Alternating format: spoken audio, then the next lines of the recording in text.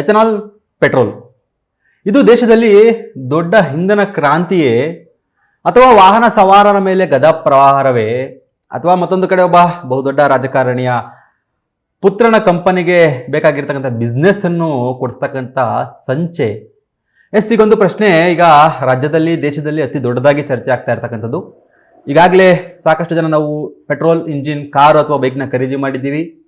ಇದು complete petrol engine ಅಥವಾ petrol ಮತ್ತು CNG ಮಿಶ್ರಿತ ಇಂಜಿನ್ ಆಗಿರುತ್ತೆ.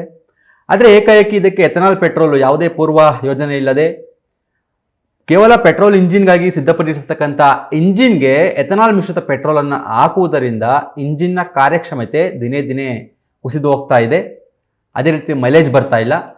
ಹೀಗೆ ಹಲವು ವಿಚಾರಗಳು ಸಾಮಾಜಿಕ ಜಾಲತಾಣಗಳಲ್ಲಿ ಬಹು ದೊಡ್ಡದಾಗಿ ಚರ್ಚೆ ಆಗ್ತಾ ಇರ್ತಕ್ಕಂಥದ್ದು. ಜೊತೆಗೆ ಬಾಟಲಿಗಳಲ್ಲಿ ಪೆಟ್ರೋಲ್ ಹಾಕಿಸಿದಾಗ ಪೆಟ್ರೋಲ್ನ ಮೇಲ್ಭಾಗದಲ್ಲಿ ಬಾಟಲಿಯ ಮೇಲ್ಭಾಗದಲ್ಲಿ ಪೆಟ್ರೋಲ್ ತೇಲುತ್ತೆ, ಕೆಳಭಾಗದಲ್ಲಿ ಜಿಗುಟಾದ ವಸ್ತು ಕಾಣುತ್ತೆ, ಅಥವಾ ಏನು ಒಂದು ರೀತಿ ಕಬ್ಬಿನ ಹಾಲಿನ ರೀತಿಯ ಲಿಕ್ವಿಡ್ ಇರುತ್ತೆ. ಇದು ಪೆಟ್ರೋಲ್ನ ಜೊತೆ ಮಿಶ್ರಣ ಆಗ್ತಾ ಇಲ್ಲ, ಇದು ಸರಿಯಾದ ಪೆಟ್ರೋಲ್ ಅಲ್ಲ, ಇದರಿಂದ ಇಂಜಿನ್ ಹಾಳಾಗುತ್ತೆ ಅಂತೇಳಿ ಸಾಕಷ್ಟು ವಿಡಿಯೋಗಳನ್ನು ಕೂಡ ಈಗಾಗಲೇ ಎಕ್ಸ್ ಸೇರಿದಂತೆ ಹಲವು ಸಾಮಾಜಿಕ ಜಾಲತಾಣಗಳಲ್ಲಿ ಹಂಚಲಾಗ್ತಾ ಇದೆ.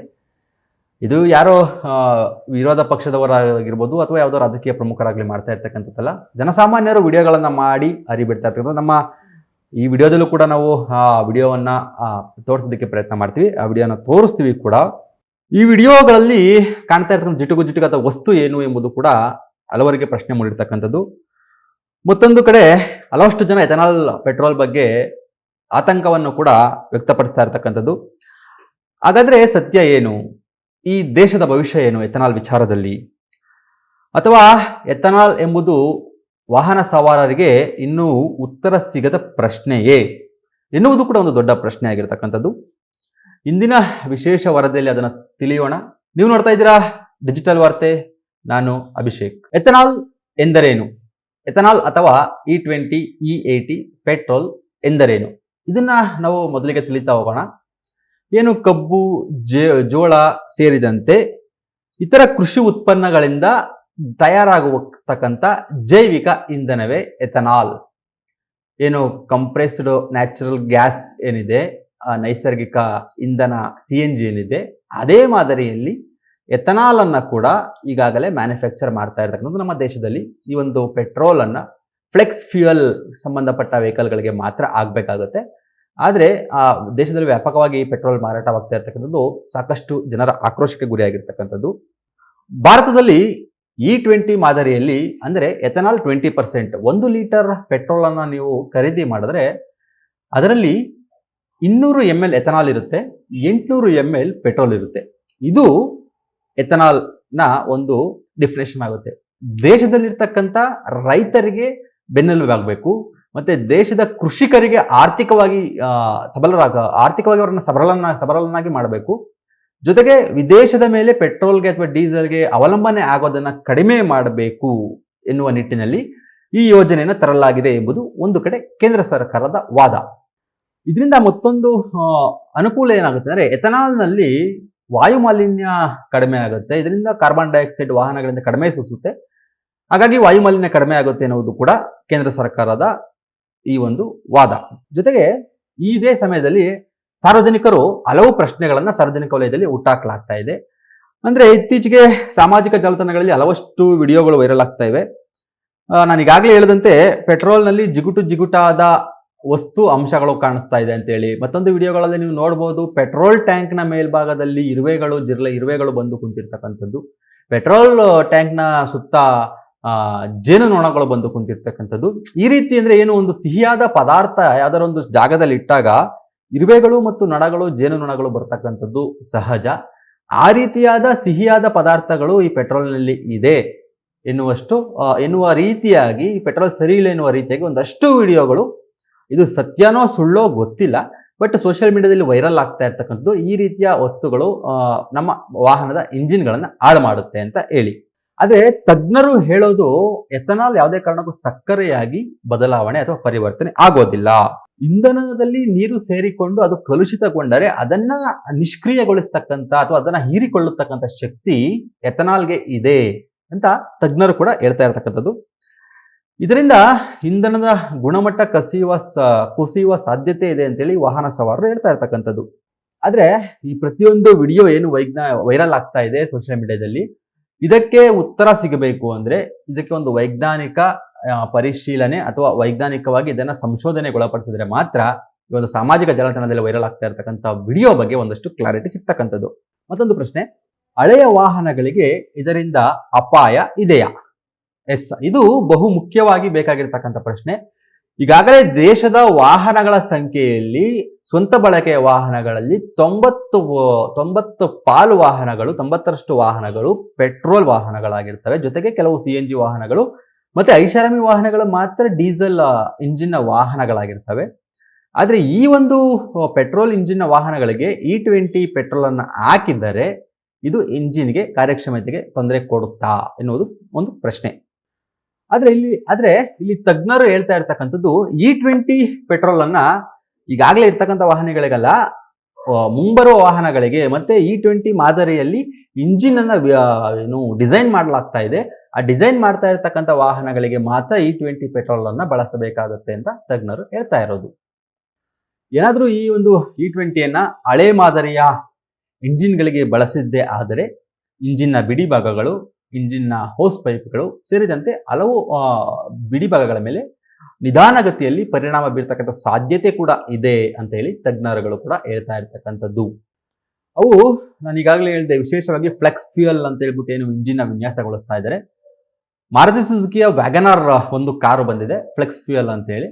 ಆ ಒಂದು ಫ್ಲೆಕ್ಸ್ ಫ್ಯೂಯಲ್ ಆ ಒಂದು ವಿಶೇಷ ಇಂಜಿನ್ಗಳಿಗೆ ಮಾತ್ರ E20 ಪೆಟ್ರೋಲ್ನ ಬಳಸಬೇಕಾಗುತ್ತೆ ಅನ್ನುವುದು ಕೂಡ ತಜ್ಞರ ಮತ್ತು ಸರ್ಕಾರದ ವಾದ. ಆದ್ರೆ ಇಲ್ಲಿ ಮತ್ತೊಂದು ಪ್ರಶ್ನೆ ಎದುರಾಗ್ತಕ್ಕಂಥದ್ದು, ಇವರೇನಾದ್ರೂ ಇಡೀ ದೇಶದಲ್ಲಿ E20 ಫ್ಯೂಯಲ್ ಅನ್ನ ಸಪ್ಲೈ ಮಾಡಲಿಕ್ಕೆ ಶುರು ಮಾಡಿದ್ರೆ ಹಳೆ ವಾಹನಗಳು ಅಥವಾ ಹಳೆ ಇಂಜಿನ್ಗಳ ಪರಿಸ್ಥಿತಿ ಏನು? E20 ಫ್ಯೂಯಲ್ ನ ಸಪ್ಲೈ ಮಾಡೋದಾದ್ರೆ ಎಲ್ಲಾ ಬಂಕ್ಗಳಲ್ಲೂ E20ಗೆ ಸಪರೇಟ್ ಆಗಿ ಪೆಟ್ರೋಲ್ ಟ್ಯಾಂಕ್ಗಳನ್ನು ಅಳವಡಿಸಬೇಕಾಗುತ್ತೆ, ಸಪರೇಟ್ ಆಗಿ ಪಂಪ್ಗಳನ್ನು ಅಳವಡಿಸಬೇಕಾಗುತ್ತೆ, ಅಥವಾ ಸಪರೇಟ್ ಪೆಟ್ರೋಲ್ ಪಂಪ್ಗಳನ್ನೇ ಸೃಷ್ಟಿ ಮಾಡಬೇಕಾಗುತ್ತೆ. ಯಾವುದೂ ಮಾಡದೆ ಏಕಾಏಕಿ E20 ಫ್ಯೂಯಲ್ ಅನ್ನ ನೀವು ಮಾರ್ಕೆಟಿಗೆ ಬಿಟ್ಟರೆ E20 ಫ್ಯೂಯಲ್ ನ ಯಾವ ಟ್ಯಾಂಕ್ಗಳಲ್ಲಿ ಫಿಲ್ ಮಾಡ್ಕೊಂತಾರೆ ಪೆಟ್ರೋಲ್ ಬಂಕ್ಗಳಲ್ಲಿ? ಅಥವಾ E20 ಫ್ಯೂಯಲ್ ನ ಫಿಲ್ ಮಾಡ್ಕೊಂಡು ಕಡಿಮೆ ದರಕ್ಕೆ ಸಿಗುತ್ತೆ ಅಂತ ಹೇಳಿ ಪೆಟ್ರೋಲ್ ಅಂತ ಹೇಳ್ಬಿಟ್ಟು ಪೆಟ್ರೋಲ್ ರೇಟ್ಗೆ ಮಾರಾಟ ಮಾಡಿದ್ರೆ ಅದಕ್ಕೆ ಹೊಣೆ ಆಗ್ತಕ್ಕಂಥವ್ರು ಯಾರು? ಇಲ್ಲಿ ಸಮಸ್ಯೆ ಆಗ್ತಕ್ಕಂಥ ಸಮಸ್ಯೆಗೆ ಅಥವಾ ಇಲ್ಲಿ ವಾಹನಗಳಿಗೆ ಸಮಸ್ಯೆ ಇದ್ರೆ ಅದಕ್ಕೆ ಪರಿಹಾರ ನೀಡ್ತಕ್ಕಂಥವ್ರು ಯಾರು? ನೀವೇನಾದ್ರೂ ಒಂದು ವೇಳೆ ಇನ್ಶೂರೆನ್ಸ್ ಕಂಪನಿಗೆ ನೀವು ಇನ್ಶೂರೆನ್ಸ್ ಕ್ಲೈಮ್ ಮಾಡ್ಲಿಕ್ಕೆ ಹೋದ್ರು ಕೂಡ ಅಲ್ಲೂ ಕೂಡ ಫೇಲ್ ಆಗ್ತೀರಾ.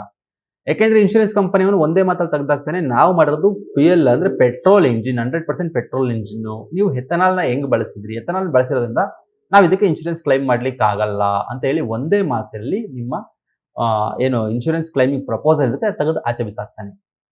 ಸೊ ಹೀಗಾಗಿ ಮತ್ತೊಂದು ಪ್ರಶ್ನೆ ಏನು ಶುರುವಾಗುತ್ತೆ ಅಂದ್ರೆ, ಈಗಾಗಲೇ ಭಾರತದಲ್ಲಿ ರಸ್ತೆ ಮೇಲೆ ಓಡಾಡ್ತಾ ಇರತಕ್ಕಂಥ ಕೋಟ್ಯಾಂತರ ಪೆಟ್ರೋಲ್ ಇಂಜಿನ್ನ ವಾಹನಗಳ ಪರಿಸ್ಥಿತಿ ಏನು? ನಿತಿನ್ ಗಡ್ಕರಿ ಮತ್ತು ಎಥನಾಲ್ ಚರ್ಚೆ. ಹೌದು, ಈಗ ಮತ್ತಷ್ಟು ಚರ್ಚೆಗೆ ಬಂದಿರತಕ್ಕಂಥದ್ದು ನಿತಿನ್ ಗಡ್ಕರಿ ಅವರ ಪುತ್ರನ ಏನು ಎಥನಾಲ್ ನಿರ್ಮಾಣದ ಕಂಪನಿ ಏನಿದೆ ಅಥವಾ ಎಥನಾಲ್ ಅನ್ನ ಪ್ರೊಡ್ಯೂಸ್ ಮಾಡ್ತಕ್ಕಂಥ ಕಂಪನಿ ಏನಿದೆ, ಆ ಒಂದು ಕಂಪನಿಗೆ ಆದಾಯ ಮಾಡಿಕೊಡ್ಲಿಕ್ಕೋಸ್ಕರ ನಿತಿನ್ ಗಡ್ಕರಿ ಅವರು ಈ ಯೋಜನೆಯನ್ನ ಜಾರಿಗೊಳಿಸ್ತಾ ಇದ್ದಾರೆ ಅಂತ ಬಹುದೊಡ್ಡ ಚರ್ಚೆ ಸೋಷಿಯಲ್ ಮೀಡಿಯಾದಲ್ಲಿ ಶುರುವಾಗಿರ್ತಕ್ಕಂಥದ್ದು. ಜೊತೆಗೆ ಒಂದಷ್ಟು ಜನ ರಾಷ್ಟ್ರದ ನಾಯಕರು ಕೂಡ ಈ ಒಂದು ಚರ್ಚೆಯನ್ನ ಶುರು ಮಾಡಿದ್ರು. ನಿತಿನ್ ಗಡ್ಕರಿ ಅವರ ಮಗನ ಕಂಪನಿಗೆ ಆದಾಯ ಮಾಡ್ಲಿಕ್ಕೋಸ್ಕರ ಈ ಒಂದು ಯೋಜನೆಯನ್ನು ತಂದಿದ್ದಾರೆ ಅಂತ ಹೇಳಿ. ಆದ್ರೆ ಇದರಿಂದ ಕೆಲವು ವಿಮರ್ಶಕರು ಹೇಳ್ತಾ ಇರ್ತಕ್ಕಂಥದ್ದು, ಇದು ಕೇವಲ ನಿತಿನ್ ಗಡ್ಕರಿ ಅವರ ಮಗ ಮಾತ್ರ ಈ ಒಂದು ಎಥನಾಲ್ ಅನ್ನ ಪ್ರೊಡ್ಯೂಸ್ ಮಾಡ್ತಾ ಇಲ್ಲ. ಈಗ ದೇಶದಲ್ಲಿ ಹಲವಾರು ಎಥನಾಲ್ ಪ್ರೊಡ್ಯೂಸಿಂಗ್ ಕಂಪನಿಗಳಿವೆ. ದೇಶದ ಒಟ್ಟಾರೆ ಎಥನಾಲ್ ಪ್ರೊಡ್ಯೂಸಿಂಗ್ ಅಲ್ಲಿ 0.02% ಅನ್ನು ಮಾತ್ರ ನಿತಿನ್ ಗಡ್ಕರಿ ಅವರ ಮಗನ ಕಂಪನಿ ಮಾಡ್ತಾ ಇರ್ತಕ್ಕಂಥದ್ದು. ಇದರಲ್ಲಿ ಅವರ ಮೇಲೆ ಆರೋಪ ಹೊರಿಸ್ತಕ್ಕಂಥದ್ದು ಏನೂ ಇಲ್ಲ ಎನ್ನುವುದನ್ನ ಒಂದಷ್ಟು ವಿಮರ್ಶಕರು ಹೇಳ್ತಾ ಇರ್ತಕ್ಕಂಥದ್ದು. ವೀಕ್ಷಕರೇ, ದೇಶದಲ್ಲಿ ಇಂಧನದ ಭವಿಷ್ಯ ಬದಲಾಗ್ತಾ ಇದೆ. ಪೆಟ್ರೋಲ್ ಡೀಸೆಲ್ ಇಂದ ಬದಲಾವಣೆ ಒಂದು ಈಗ CNG ಅನ್ನ ಹಿಮ್ಮೆಟ್ಟಿಸಿ EV ಮುನ್ನುಗ್ತಾ ಇದೆ. ಆದ್ರೆ ಪ್ರೈಸ್ ಜಾಸ್ತಿ ಇದ್ರೂ ಕೂಡ ಮರುಬಳಕೆಯ ಇಂಧನವಾಗಿರ್ತದ್ರಿಂದ EV ಅನ್ನ ಜನರು ಜಾಸ್ತಿ EV ಕಡೆ ವಾಲ್ತಾ ಇದ್ದಾರೆ. ಆದ್ರೂ ಕೂಡ ಎಥನಾಲ್ ಮಿಶ್ರಿತ ಪೆಟ್ರೋಲ್ ಬರ್ತಾ ಇರ್ತಕ್ಕಂಥದ್ದು ಒಂದು ಕ್ರಾಂತಿ ಇರಬಹುದು. ಆದ್ರೆ ಆ ಕ್ರಾಂತಿಗೆ ಬೇಕಾಗಿರ್ತಕ್ಕಂಥ ಪೂರ್ವ ನಿಯೋಜಿತ ಯೋಜನೆಗಳನ್ನ ಸರ್ಕಾರ ಕೈಗೊಳ್ಳಬೇಕಾಗುತ್ತೆ. ಈಗಾಗಲೇ ಇರ್ತಕ್ಕಂಥ ವಾಹನಗಳಿಗೆ ಪೆಟ್ರೋಲ್ ಅನ್ನು ಸಪ್ಲೈ ಮಾಡಬೇಕಾಗುತ್ತೆ, ಮತ್ತೆ ಮುಂದುವರೆದ ಯೋಜನೆಯಾಗಿ ಎಥನಾಲ್ ಅನ್ನು ತರಬೇಕಾಗುತ್ತೆ. ಹೀಗೆ ಸಾಕಷ್ಟು ಗೊಂದಲಗಳು, ಸಾಕಷ್ಟು ಪ್ರಶ್ನೆಗಳು ಕೂಡ ಈ ಯೋಜನೆಯಲ್ಲಿ ಹುಟ್ಟಾಗ್ತಾ ಇರ್ತಕ್ಕಂಥದ್ದು. ಅಷ್ಟೇ ಅಲ್ಲ, ವಾಹನ ಸವಾರರಿಗೂ ಕೂಡ ಸರ್ಕಾರ ಉತ್ತರ ಕೊಡಬೇಕಾಗುತ್ತೆ. ಯಾಕೆಂದ್ರೆ ಈಗ ಉದಾಹರಣೆಗೆ ನನ್ನ ಹತ್ರ ಯಾವುದೋ ಒಂದು XYZ ಕಂಪನಿಯ XYZ ಪೆಟ್ರೋಲ್ ಇಂಜಿನ್ ಕಾರ್ ಇರುತ್ತೆ. ಆ ಒಂದು ಕಾರ್ನ ಬೆಲೆ XYZ 10 ಲ್ಯಾಕ್ಸ್ ರುಪೀಸ್ ಅಂತ ಅನ್ಕೊಂಡ್ರು ಕೂಡ ಎಥನಾಲ್ ಮಿಶ್ರಿತ ಪೆಟ್ರೋಲ್ ಅನ್ನ ಬಳಸಿ ಇಂಜಿನ್ ಹಾಳಾದ್ರೆ ಅದಕ್ಕೆ ಹೊಣೆ ಯಾರು? ಒಂದ್ ವೇಳೆ ನಾನೀಗ ವಾಹನವನ್ನ ಮಾರಾಟ ಮಾಡ್ತೀನಿ ಅಂದ್ರೆ ಪರ್ಚೇಸ್ ಮಾಡೋರು ಯಾರು ಇರಲ್ಲ, ರೀಸೇಲ್ ವ್ಯಾಲ್ಯೂ ಇರಲ್ಲ. ಮಾರ್ಕೆಟಲ್ಲಿ ಪೆಟ್ರೋಲೇ ಸಿಕ್ಕಿಲ್ಲ ಅಂದರೆ, 100% ಪ್ಯೂರ್ ಪೆಟ್ರೋಲ್ ಸಿಕ್ಕಿಲ್ಲ ಅಂದರೆ, ಲಕ್ಷಾಂತರ ರೂಪಾಯಿ ಬಂಡವಾಳ ಹಾಕಿ ಪೆಟ್ರೋಲ್ ಕಾರ್ಗಳನ್ನು ತೆಗೆದುಕೊಂಡವ್ರ ಗತಿ ಏನಾಗಬೇಕು? ಈಗಾಗಲೇ ನೀವು ದೆಹಲಿಯಲ್ಲಿ ನೋಂದಣಿ ಆಗ್ತಕ್ಕಂಥ ಡೀಸೆಲ್ ಎಂಜಿನ್ ಕಾರುಗಳು 40 ಲಕ್ಷ 45 ಲಕ್ಷದ ಡೀಸೆಲ್ ಎಂಜಿನ್ ಕಾರುಗಳು 10 ರಿಂದ 15 ವರ್ಷ ಆದಮೇಲೆ 10 ಲಕ್ಷಕ್ಕೆ ಮಾರಾಟ ಆಗ್ತಾ ಇದೆ. ಯಾಕೆಂದ್ರೆ ಅಲ್ಲಿ ಡೀಸೆಲ್ 10 ರಿಂದ 15 ವರ್ಷ ಆದಮೇಲೆ ಡೀಸೆಲ್ ಕೊಡ್ತಾ ಇರಲಿಲ್ಲ ವಾಹನಗಳಿಗೆ. ಸೊ ಅಂತ ಪರಿಸ್ಥಿತಿ ದೇಶದ ಎಲ್ಲಾ ಭಾಗದಲ್ಲೂ ಬರುತ್ತೆ.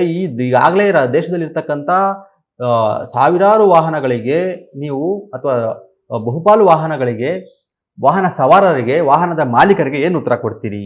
ಇದು ಕೇವಲ ನಿಮ್ಮ ವಾಹನದ ಪ್ರಶ್ನೆ ಅಲ್ಲ, ಆ ವಾಹನದ ಮೇಲೆ ನೀವು ಹೂಡಿಕೆ ಮಾಡಿರ್ತಕ್ಕಂಥ ದುಡಿಮೆಯ ಹಣದ ಪ್ರಶ್ನೆ, ಈ ದೇಶದ ಭವಿಷ್ಯದ ಪ್ರಶ್ನೆ. ಇದ್ರ ಬಗ್ಗೆ ನಿಮ್ಮ ಅಭಿಪ್ರಾಯ ಏನು? ಎಥನಾಲ್ ದೇಶಕ್ಕೆ ವರವೇ ಅಥವಾ ಶಾಪವೇ? ಇನ್ನಷ್ಟು ಅಧ್ಯಯನ ಬೇಕೇ ಅಥವಾ ಬದಲಾವಣೆ ಬೇಕೇ? ಕಮೆಂಟ್ ಮಾಡಿ ತಿಳಿಸಿ. ಮತ್ತಷ್ಟು ವಿಚಾರಗಳಿಗಾಗಿ ನಮ್ಮ ಡಿಜಿಟಲ್ ವಾರ್ತೆಯನ್ನು ಲೈಕ್ ಮಾಡಿ, ಶೇರ್ ಮಾಡಿ ಮತ್ತು ಸಬ್ಸ್ಕ್ರೈಬ್ ಮಾಡಿ. Thank you.